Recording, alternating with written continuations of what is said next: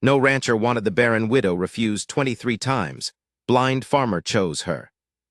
The letter came on a Thursday. I know it was Thursday because that was the day Amos Prout drove the mail wagon up from Harlan Creek, and I could always tell his rig by the way the left rear wheel knocked on the downstroke. A dry hub never oiled right, that hollow talk, talk, talk coming up the road before I could hear the horse. I was splitting kindling on the porch when I heard it, set the hatchet down on the rail and waited.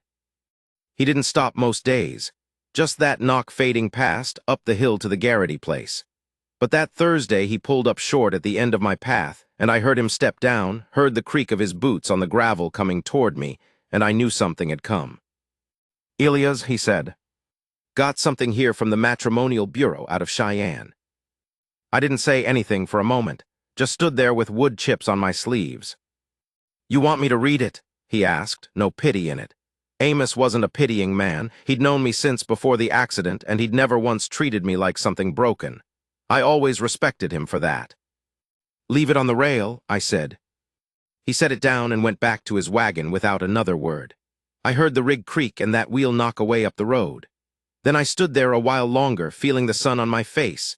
It was a warm October that year, and I thought about the letter sitting there on the rail, 2 inches from my right hand.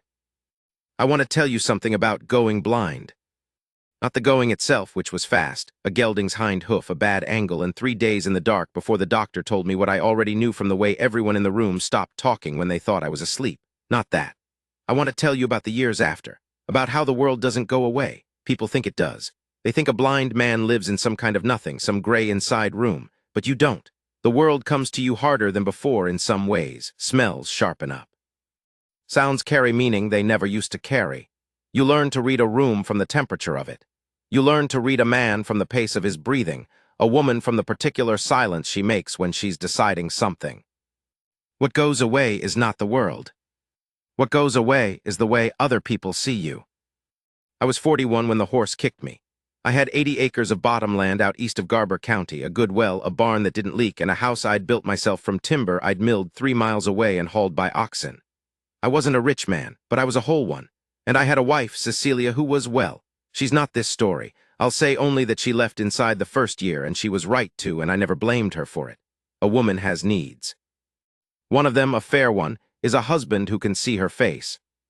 After she left, I ran the farm alone. I want you to understand what that means, not as something to admire, just as a fact. I ran it alone. Corn, some wheat in the south field, a kitchen garden that I could tend by feel and by the smell of the soil. 2 milk cows I knew by the sound of their breathing. Chickens. A mule named Dob who was 18 years old and smarter than most men I'd met, and who would stop and stand square when I put my hand on his neck, which was the signal that I needed to take a bearing. I had a rope system between the barn and the house and the well. I had a cane I'd made myself from ash, with notches I'd cut so I knew exactly where I was by how many notches had passed under my thumb. I was not helpless, that is not what I'm saying. But helpless and lonely are 2 different things, and by the time I was 57, by the time that letter came, I was the second one in a way that had gotten heavy enough that sometimes at night, sitting on the porch listening to the field crickets, I noticed the weight of it on my chest like a stone. I hadn't planned to write to any bureau. That was my neighbor Harlan Fitch's doing. He came over for coffee one Sunday morning in August, 2 months before the letter, and we sat on the porch, and he told me about the Matrimonial Bureau out of Cheyenne, which matched up men with women who were looking for husbands in the territories. Said a friend of his had found a good wife that way. I told him I appreciated it, but that no woman in her right mind was going to come out to a blind farmer's place in the middle of Garber County, Colorado. Harlan sat quiet for a moment. Then he said, "Maybe you're not thinking about the right kind of woman." I asked him what he meant. He said, "Elias, some women out there don't have a lot of choices either. Might be one who'd appreciate a good man with a solid piece of ground, even if he can't see her." I didn't answer him that day, but I thought about it for 6 weeks, and then one evening in late September I sat down at the kitchen table with a sheet of paper and a pen I'd made marks on with a file so I could find the angle, and I wrote out a letter to the bureau. Told them what I had. Didn't try to hide what I was. Said I was 57. Blind 8 years, ran 80 good acres alone, had a sound house and a working farm, and was looking for a woman who wanted a steady home with a steady man. and that I wasn't in a position to offer pretty words, but I was in a position to offer real ones. That was September. The letter on the rail was October. I picked it up, ran my thumb along the edge of the envelope to find the flap, worked it open. The paper inside was heavier than I expected, good stock, not cheap. I folded it carefully and set it back down. "Dob," I said. The old mule was standing at the pasture fence not 20 feet away. I could hear him pulling grass. "I'm going to need Fitch." I whistled, and after a while I heard Harlan Fitch's boots on the path between our places. He came up on the porch, and I handed him the letter without preamble, and he read it to me. Her name was Ruth Halsey. She was 51 years old. She had been married for 9 years to a man named George Halsey, a cattle man out of Wyoming who had died of a chest sickness 4 winters before. She had no children, the letter mentioned this plainly, no apology and no explanation, and she had tried to find a new situation through the bureau and through the circuit preacher and through a cousin who knew people in 2 counties, and she had been refused 23 times. The letter said 23. It had the number written out, 23. I remember thinking that was a thing to put in a letter. That took something to put that in a letter. The bureau woman who wrote it, a Mrs. Aldine Croft, said that Ruth Halsey was hardworking, capable, cheerful in her nature, and honest to a fault, and that she had good references from 2 ministers and a former neighbor. She said that Mrs. Halsey had read my letter and was willing to correspond, and that if I was willing to correspond, she hoped I would reply. Fitch finished reading and handed the letter back to me. I folded it and held it. 23 times, I said. That's what it says. Why? Fitch was quiet a moment. The barren part, he said, not cruel, just stating it. I sat with that. Men out in cattle country wanted sons. That was the arithmetic of it. A wife who couldn't give you sons was, well, the math was plain, and 23 men had done the math and arrived at the same answer. Some of them probably decent men. Some of them probably thought it hurt them as much as her. But the answer was the same regardless of how it felt. I thought about what that would do to a woman. Not the first time, maybe not the 5th. But by the 15th time, the 16th, the 17th, what does a person do with that? Where does she put it? I'm going to write back, I said. Fitch said, all right. Don't tell me I should think on it. I wasn't going to, he said. So I wrote back that evening. Fitch set my hand at the top of the paper, and I wrote it myself, blind and slow, and when I was done, I handed it to him to check that the lines hadn't wandered too badly. He said it was readable. I told him to mail it when he went into town. What I wrote was simple. I said I had no sons to plan for and no stake in that kind of arithmetic.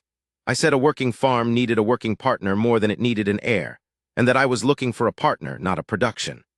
I said that if 23 men had been foolish enough to let a capable and honest woman pass them by on account of what she couldn't do rather than what she could, that was their loss and possibly my gain, if she was willing. I said I was blind and that I wasn't going to pretend otherwise or work up to it slow, because pretending cost too much energy and I needed my energy for the farm. I said if she wrote back and said she wasn't interested, I'd understand it and hold no grudge. Then I said one more thing. I said, a woman who has been told no 23 times and is still standing and still trying has more spine than most men I've ever known, and I had respect for that before I knew anything else about her. I don't know why I put that last part in. It wasn't a tactic. I wasn't trying to win her over with flattery. I just meant it, and it seemed like the kind of thing she might need to hear, since 23 men apparently hadn't thought to say it. She wrote back in 2 weeks. Her handwriting was, Fitch read it to me, but I asked him to describe the handwriting first, which he thought was strange. He said it was plain and even, and the letters were formed careful, like someone who'd learned to write later than most and had made a study of it. That told me something. I couldn't have said exactly what, but it told me something about steadiness, about a person who took care with a thing even when they didn't have to. She wrote about the farm in Wyoming, how she kept it going alone for 3 months after George died while the lawyers sorted the estate, which ended up going to George's brother on account of there being no children. She wrote about that without bitterness, which I noticed. Not without feeling, you could tell it had cost her. But without bitterness. She'd packed what was hers and moved in with her cousin in Fort Collins and started trying to find a new situation, and we knew how that had gone. She wrote about what she was good at. A kitchen garden, poultry, canning, rough sewing, some doctoring of animals she'd picked up over the years. She said she was strong for her age and had never been prone to sickness. She said she was not a cheerful person by nature despite what Mrs. Croft's letter had claimed. But she was an even one, and she had found over the years that even lasted longer than cheerful. Then at the end she said, she had read what I'd written about her spine, and she thanked me for it, and she said it was the first time in 4 years that a man had said something to her that wasn't either pity or rejection, and she wasn't sure what to do with it yet, but she was glad of it. I had Fitch read that part twice. We wrote letters for 6 weeks. I dictated mine to Fitch at first, but that felt wrong, like having someone else speak for me. And after the second letter, I asked Mrs. Dorsey down the road if she'd teach me a better system for writing blind, which she did. And from the third letter on, I wrote them myself. Ruth told me later she'd noticed the change in handwriting between the second and third letters and had wondered about it. And when I told her why, she was quiet for a moment, and then said that was the most Elias Cutter thing she could imagine, which was the first time she'd used my name that way, like a description of a thing rather than just a label. And I've thought about that moment more times than I can count. The letters were about the farm mostly, practical things, what the soil was like, what she knew about seed rotation, what the winters ran in Garber County against what she'd seen in Wyoming. But they were also about other things, the way letters get when two people are being careful and honest at the same time. She asked me what it was like going blind, and I told her.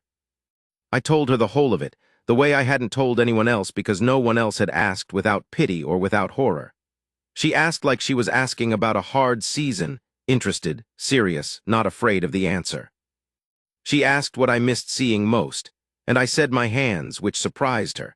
And I told her that I'd been a carpenter before I turned to farming and that I had been proud of my hands' work, and that the thing I thought about sometimes was that I couldn't look at what I'd built and see it whole. She wrote back that she understood that better than she'd expected to, because after George's estate went to his brother, she had sold her own furniture, things she'd made over 9 years in that house, a certain way a room looked when the morning came in the east window, the particular way she'd stacked her kitchen garden beds, and couldn't go back to see them, and it was its own kind of losing. After that, I trusted her. I'll say it plain. After that letter, I trusted her in a way I hadn't trusted another person in a long time. Not because she'd said anything grand, because she'd found the thing I'd said that was sideways and hard to explain, and she'd come at it straight on and met it. I asked her in the 5th letter if she would consider coming to Garber County to see the place, with the understanding that there was no obligation on either side, and that I would pay her train fare, and she was welcome to stay at Mrs. Dorsey's a half-mile down the road for as long as she wanted before she decided anything. She wrote back in 4 days, fastest letter yet. Said she'd be on the Thursday train from Fort Collins, arriving at the Harlan Creek station at 2 in the afternoon, 3 weeks hence. I spent those 3 weeks doing things I didn't tell anyone about. I restrung the rope system between the barn and the house, because some of the knots had worked loose over winter, and I didn't want her to see a sloppy system. I built a new step at the kitchen door that had been settling sideways. I could feel it with my foot and had been meaning to fix it for a year. I split enough kindling to last till February and stacked it tight against the south wall of the porch, which I could do fast and even by feel. I was not trying to impress her. I want to be clear about that. I was trying to show her a working place because that was what I had to offer and I wanted to show it honestly. Fitch drove me to the station on the Thursday. I sat on the wagon seat and listened to the town coming up around me, the grain mill's belt, the clang from the smithy on Birch Street, a dog somewhere, children. And I thought about the fact that I did not know this woman's face, could not know it, and that she was going to step off a train and look at a blind farmer and make a decision, and the only tool I had was whatever she'd understood from my letters. It seemed to me, sitting there, that I should be more afraid than I was. But I wasn't afraid. I was something else, something I didn't have a name for yet. The train was 7 minutes late. I know because I counted. Fitch had his watch, but I didn't ask him to tell me.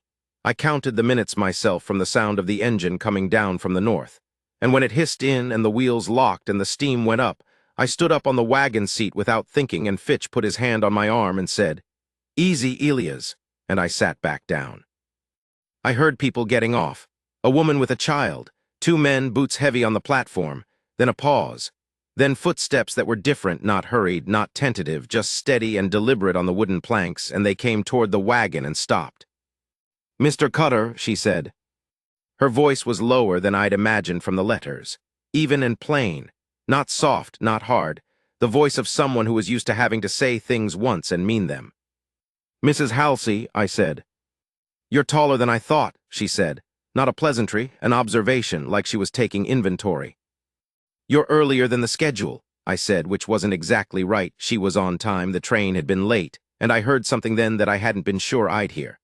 A small sound quiet through her nose, not quite a laugh, but the first cousin of one. "Your neighbor is going to drive me to Mrs. Dorsey's," she said. "Yes, unless you want to see the place first." A pause short. "I'll see the place first," she said. She climbed up on the wagon without help. I heard her do it, didn't hesitate, didn't ask Fitch for a hand, just put her foot on the wheel hub and came up. I thought, Wyoming woman, 9 years on a cattle operation.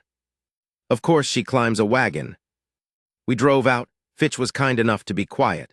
Ruth sat beside me on the bench, not close, a foot of space between us proper, and she asked me questions about what we were passing, not because she needed the tour. I understood that. She was learning how I knew the world, what I used. I told her the sound of Haller's Creek before we crossed it. I told her I could smell the pines stand to the north when the wind came right, and that the wind shifted at the creek, crossing reliably enough to use as a bearing. She listened without comment. When I told her about the rope system, she said, "Show me when we get there." And something in the way she said it, not impressed, not pitying, just interested, practical, the way you'd want to understand a thing that worked, landed on me in a way I can't quite put into words. The farm, the 80 acres. I want you to understand what it looked like to her because I had to put it together from what she said later and what Fitch told me she'd done when she walked through. I heard her boots in the dry grass along the south fence. I heard her go up to the garden beds and crouch down, the shift of her weight, the slight sound of her hand in the soil.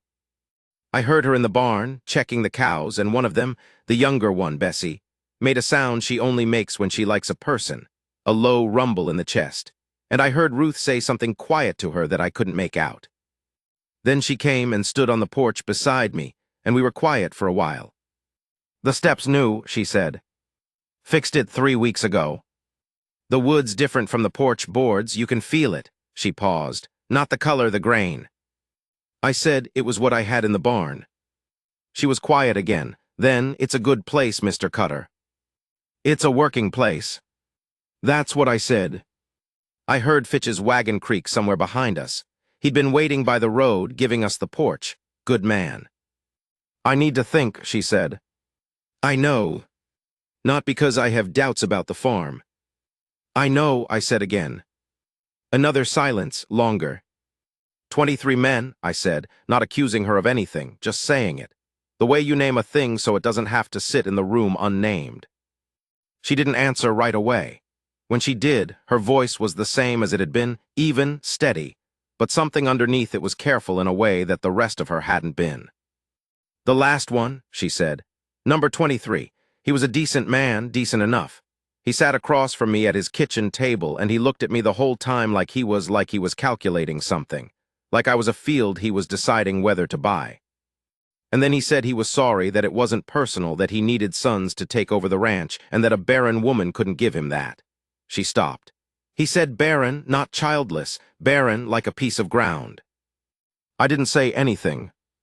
"I walked out of his yard," she said, "and I got on the road back to Fort Collins, and I walked about 2 miles, and then I sat down in the ditch and I stayed there a while.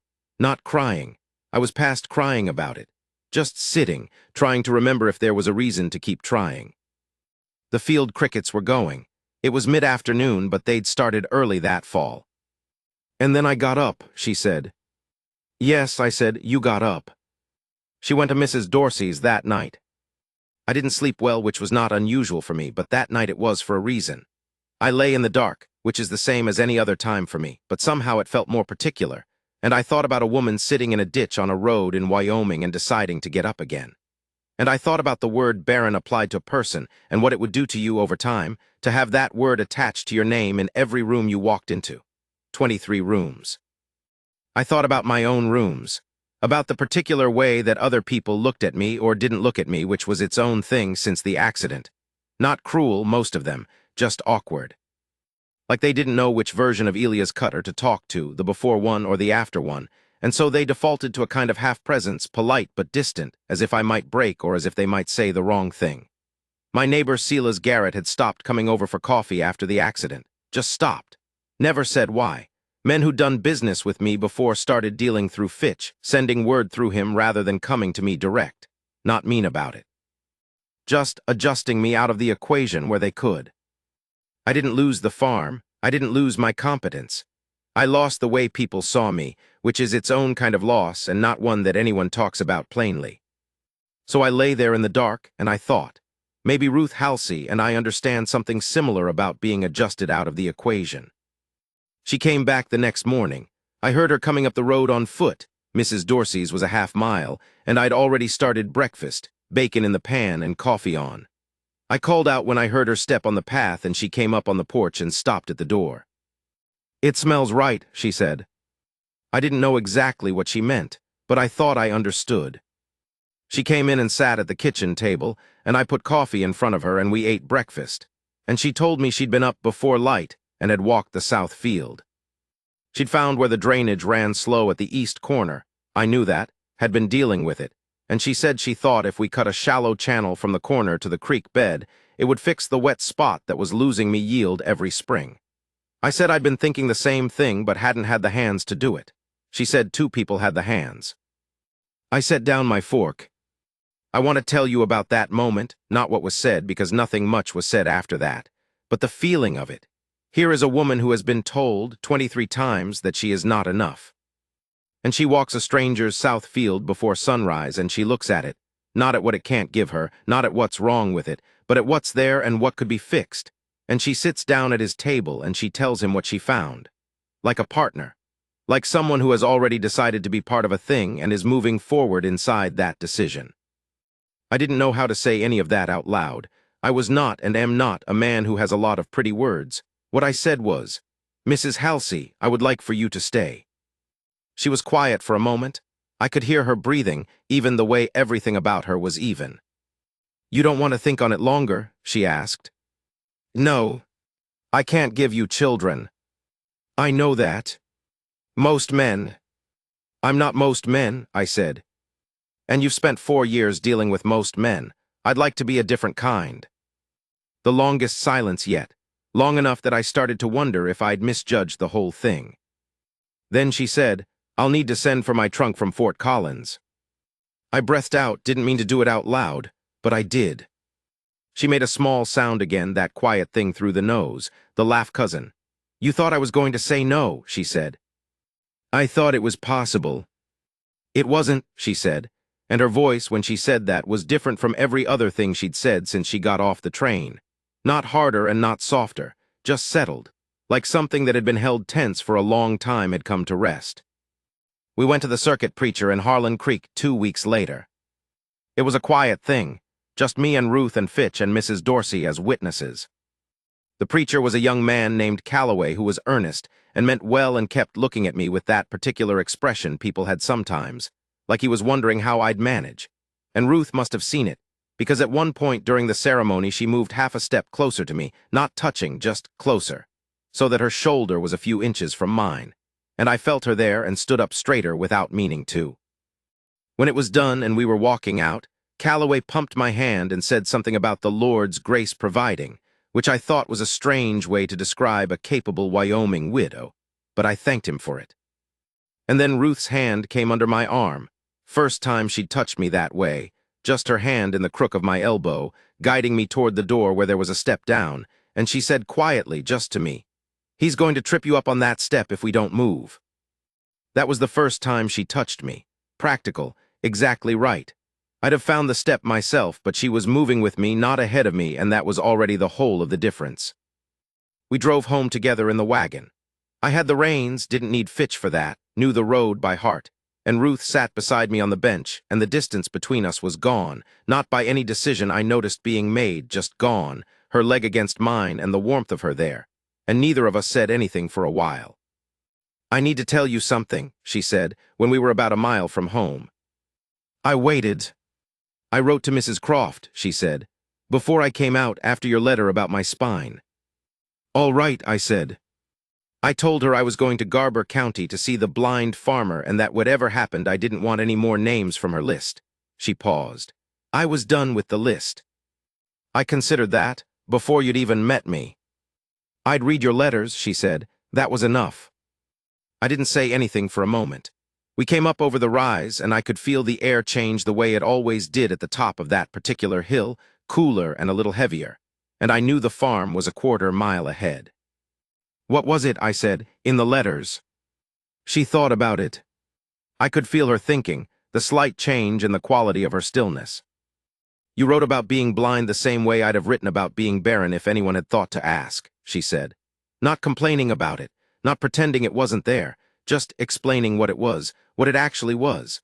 She paused. 23 men asked me about being barren like it was a problem to be solved or a strike against me or a deficiency I owed them an apology for. You were the first man who didn't ask me about it like that. I didn't ask you about it at all, I said. Exactly, she said. The farm came up.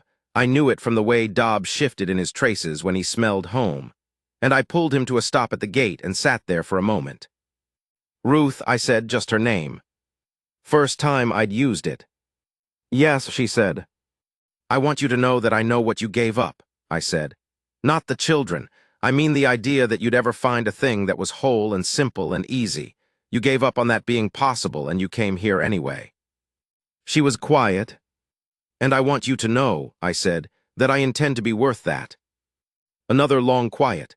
Then her hand came to my arm again, not to guide me this time, just to rest there, and she left it. You already are, she said, plain as weather. I won't try to dress up what happened after that because it doesn't need it. Two people who knew how to work, an 80-acre place that needed working, a winter coming. We cut the drainage channel in the south field corner the second week of November, before the ground froze. It took 3 days. Ruth dug and I moved the spoil with the wheelbarrow, which I could do by feel along a rope guide she rigged between 2 stakes.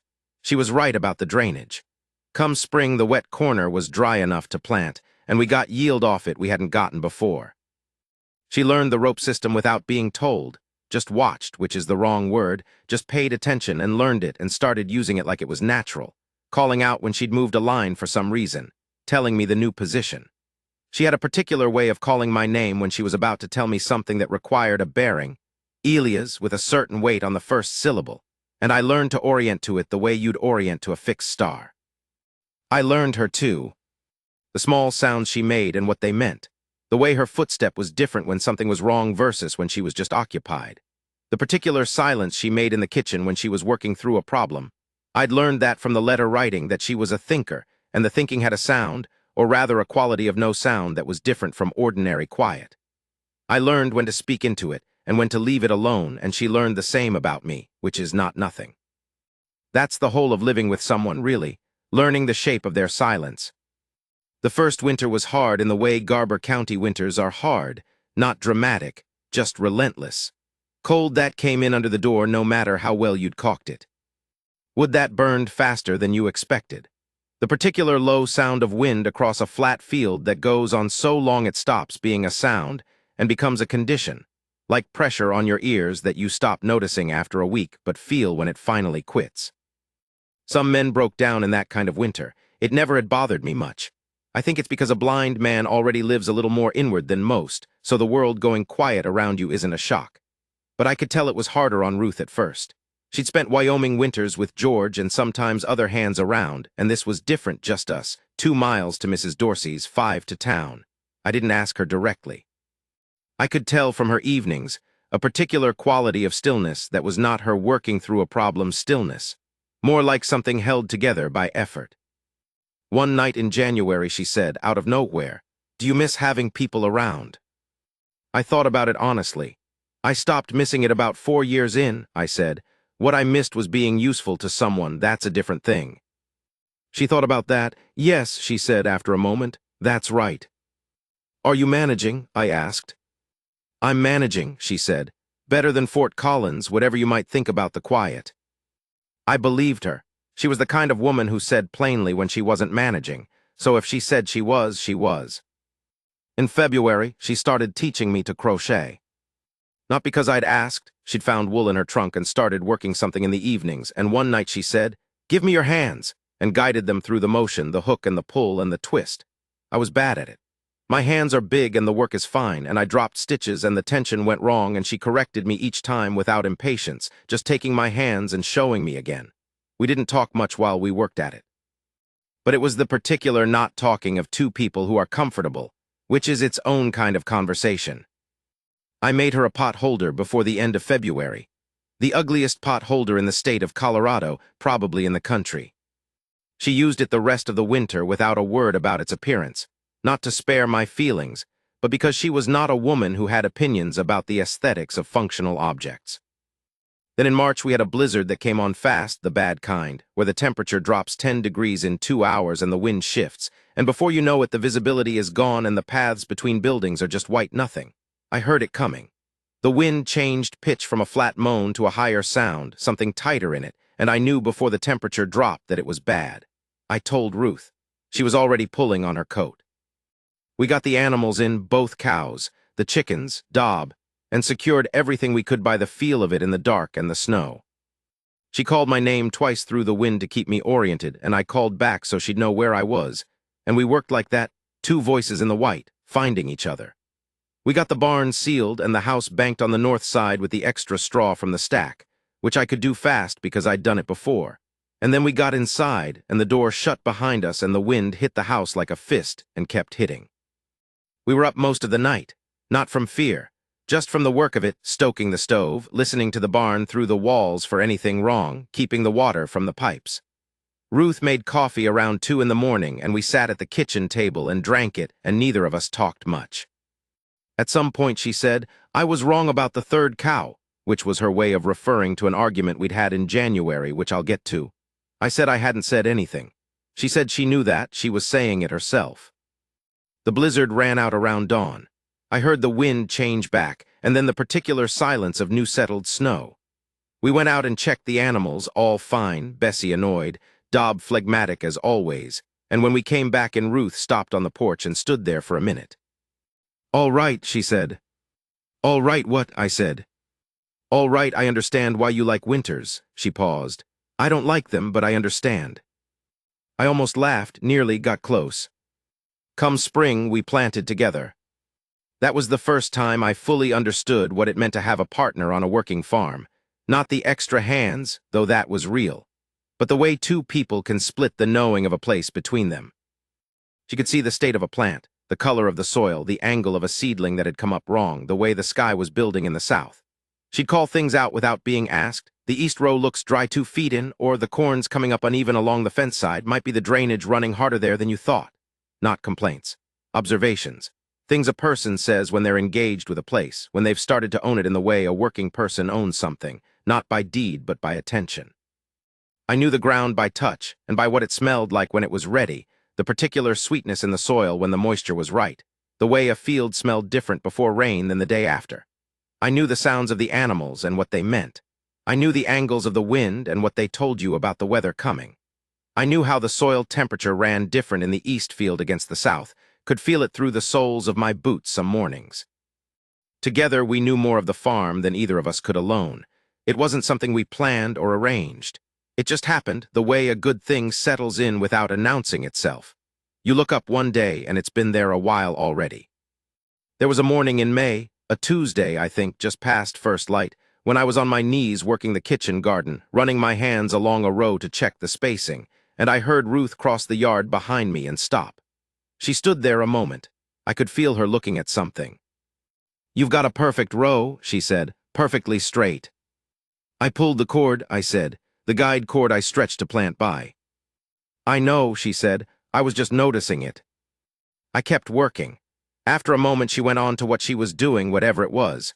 But I stayed on my knees in that garden a little longer than I needed to, thinking about those 2 words, just noticing it, the plainness of them. The absence of the thing people usually layered over what they said to me, the particular coating of careful that most people put on their observations about anything I did. Ruth said what she saw. That was all. No adjustment for my condition. No calculation about whether it was the right thing to say. She saw a straight row and she said so. That was May. That was when I stopped counting the months. I want to tell you about the argument. It was a real one, not the pretend kind where one person is just agreeable enough to make the other feel heard and nothing changes. It was the kind where both people mean it and have thought it through. She wanted a third cow. She had a point. The milk yield from 2 was close to the edge for what we canned, and a third would give us room and possibly some surplus to sell. My point was that the barn wasn't sized for 3 animals with comfort to spare, and that a tight barn in winter meant more sickness and more work, and the surplus from the milk wouldn't cover it. We went back and forth on it for the better part of an afternoon and into the evening and over dinner, and at some point she said, "You've been doing this alone so long you've stopped being able to think about what 2 people could manage," which was sharper than she usually was and landed hard because it had some truth in it. And I said that 9 years on a cattle operation in Wyoming was not the same as 80 acres of grain and kitchen garden in Colorado, which was sharper than I usually was and probably landed the same way. We ate the rest of dinner without talking, not angry exactly, just holding our positions. After dinner, she went to the other room and I heard her working on something, I didn't know what. I sat at the table a while. Then I said, "You might be right about the yield," she said from the other room, "and you might be right about the barn." Neither of us said anything else for a while. Then she came back in and we did the dishes. That was the pattern of our arguments, and we had 3 or 4 of them that first winter that were real ones. Not vicious. Neither of us ran to vicious. But real 2 people with their own formed ideas about how things ought to be done. Ideas built out of different years in different places. And when those ideas didn't line up, we said so. The third cow. The way to store the root vegetables, she layered them in sand, and I'd always done sawdust, and we tried both that winter, and she was right about the sand. The question of whether to start a second kitchen garden bed on the east side of the house, which I thought was too far to water reliably and she thought was worth the extra trip. We tried it. She was right about that, too. I didn't keep score of who'd been right more often. She didn't either, near as I could tell. We were just trying to figure out the best way to run a place together, and some of the figuring involved being wrong and saying so. What I noticed over the course of that winter was that arguing with Ruth never felt like fighting for ground. It felt like 2 people working out what they actually thought, using each other's resistance to test their own reasoning. There was a difference. I'd had other kinds of arguments in my life, with my father when I was young, with Cecilia near the end, with men on business where the argument was really about something else entirely, about pride or territory or who got to be right. Those arguments felt like standing in water, trying not to be pushed under. Arguing with Ruth felt like standing on solid ground, full weight on both feet, going back and forth about a real thing for the real reason. I wasn't used to that. I've been arguing alone for 8 years, which is what you do when you live alone. You have both sides of every argument in your own head, and you resolve it yourself, and there's no check on whether your reasoning has gone strange somewhere. Having someone push back cleanly for the right reasons, it was useful. More than useful. It turned out to be one of the things I hadn't known I was missing.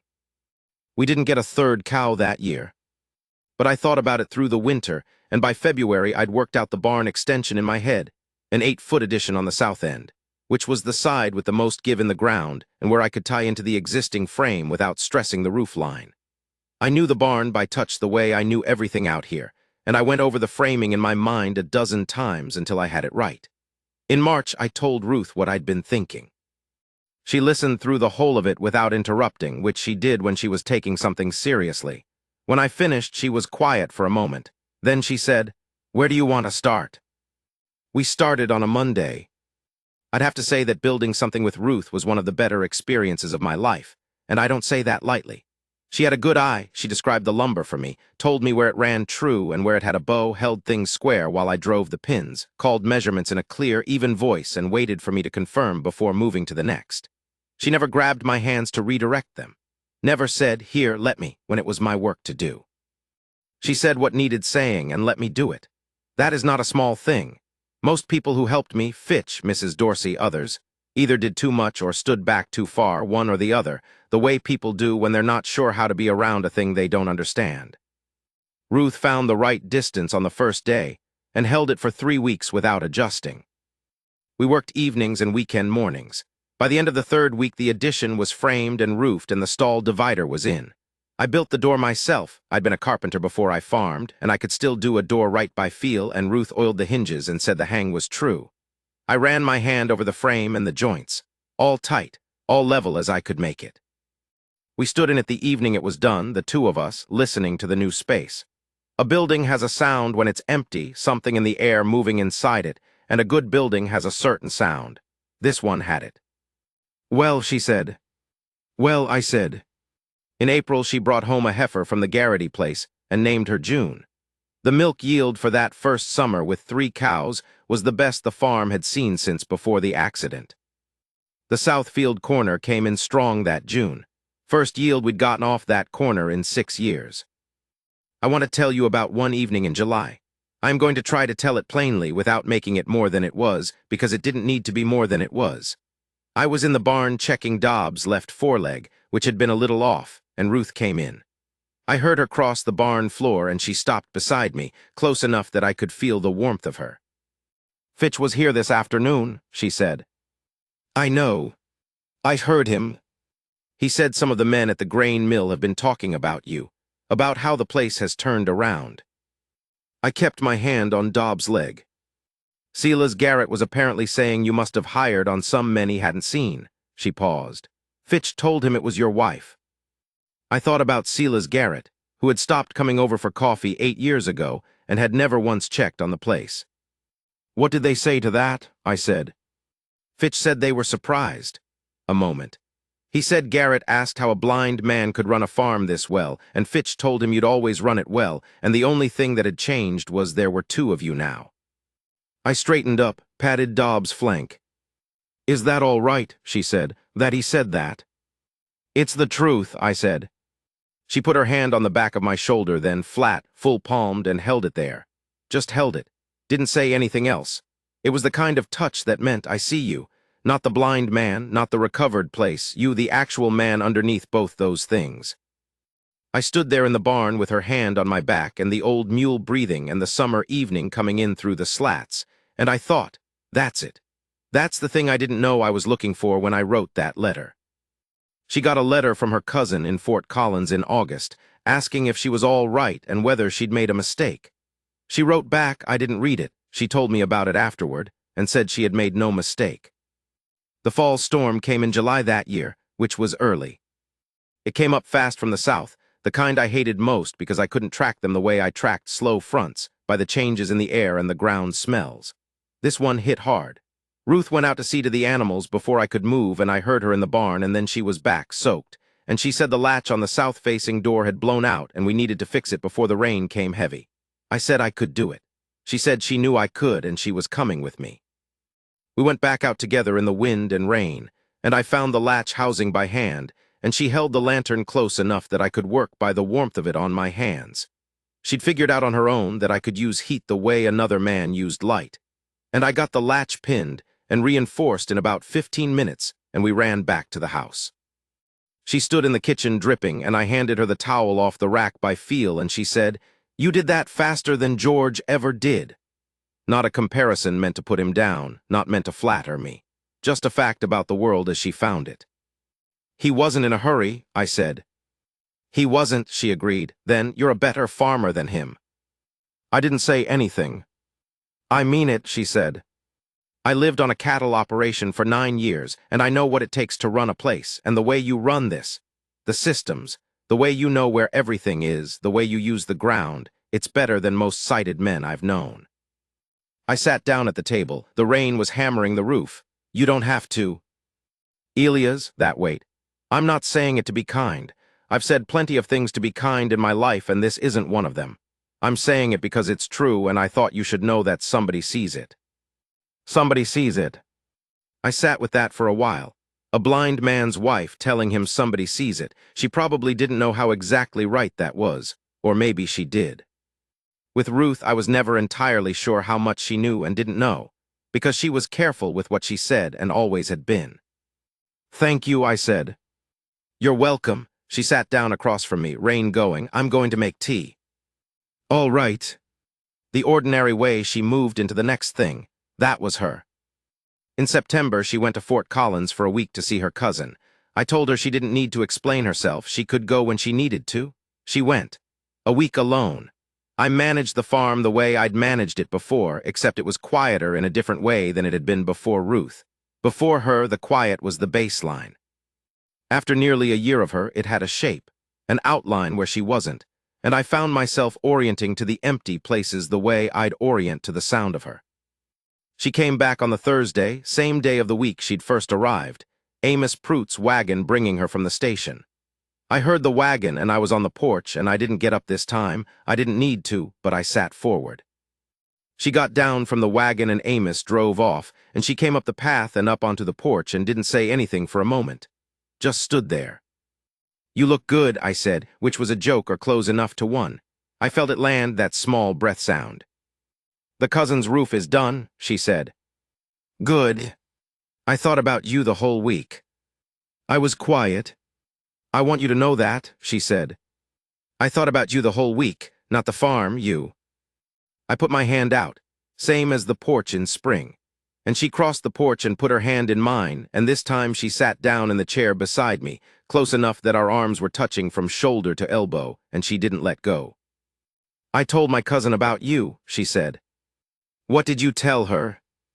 "I told her you were the stubbornest man I'd ever met, and the best farmer I'd ever seen, and the only man in 30 years who talked to me like I was a full person." I thought about that for a while. "Is that enough?" I said. "Is it?" She stopped. "Elias, that's more than most people get in a whole life." The field, October again, 1 full year on. Somewhere Dob was moving along the fence line, that familiar steady sound.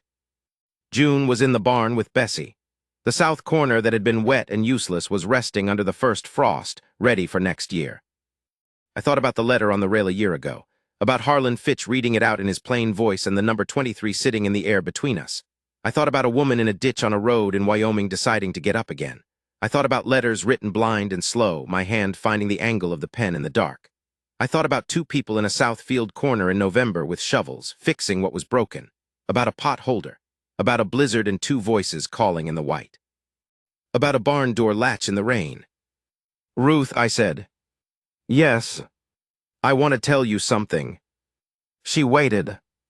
"Before you came, I was running. I was managing, I was getting through."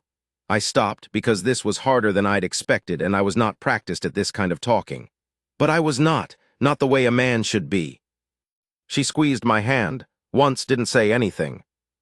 "And now I am," I said. "I just wanted you to know that." She was quiet for a long moment. Then she leaned her head against my shoulder. Light, easy, like something that had been heading toward that position for a long time and had finally arrived. "I know," she said. "I know you are." The field, the last of the afternoon. The cows in the barn, Dob at the fence. I put my arm around her. She put her hand on my chest, flat, the way you'd put your hand on something solid to check it was still there. We sat like that until the sun was down, not talking. The farm running around us the way a farm does. Its own kind of breathing, its own kind of proof that something is working right. That's what I wanted to tell you about. Not the 23 men, though I think about them sometimes, not with ill will, just a kind of wondering. Not the accident, not the years alone. All of that is just the path to this porch in October with my wife's hand on my chest and my arm around her, and the farm going quiet in the way it does at the end of a day worked through and come out all right. There's a kind of man the world decides it's done with. Gets to a certain condition, blind or broke or old before his time, or just quietly sitting outside the circle of what matters, and the world moves on and files him under finished. I know that man. I've been him. I sat in that quiet for 8 years and got good at not flinching when someone looked past me. And then a woman came. Not because she had no choices. She'd have found something somewhere if she'd kept at it. She was that kind of woman. She came because she'd read letters from a blind farmer who told her the truth about himself without apology and who'd thought her spine was worth saying something about. She decided that was enough to come and see. And she looked at the rope system and the new step and the way I moved through my own place, and she saw what it was. Not what was missing. Not what she was settling for. A working man on a working place, and she decided to be part of it. I cannot see her face. Never could, never will. But I know the weight of her hand. I know the set of her shoulder when she's thinking something through. I know the particular sound she makes in November when the first real snow comes, a small, satisfied exhale, like the world has confirmed something she already knew. I know her, and she knows me. The knowing is mutual and chosen. That's not a small thing. A man who's been looked past long enough starts to believe it. Starts to think, all right, that's what I am now. And if he goes long enough inside that belief, he can lose the actual man underneath, the one who built this house and runs this land and knows every inch of it by feel. He can forget that man exists. Ruth didn't let me forget. Not with speeches. With her hand on the latch housing in the rain so I could feel the warmth and work by it. With 2 sentences about a wet corner in a south field at 6 in the morning, already deciding. With a week away thinking about me, not the farm, with coming back. With her hand on my chest right now, as the last light goes. I am an old blind farmer in eastern Colorado in the fall of the year, and my wife is beside me, and the farm is quiet, and I am exactly where I am supposed to be. After everything. After the accident and the years and the loneliness and all those rooms where people looked past me. Exactly where I'm supposed to be. I can feel her breathing. That'll do.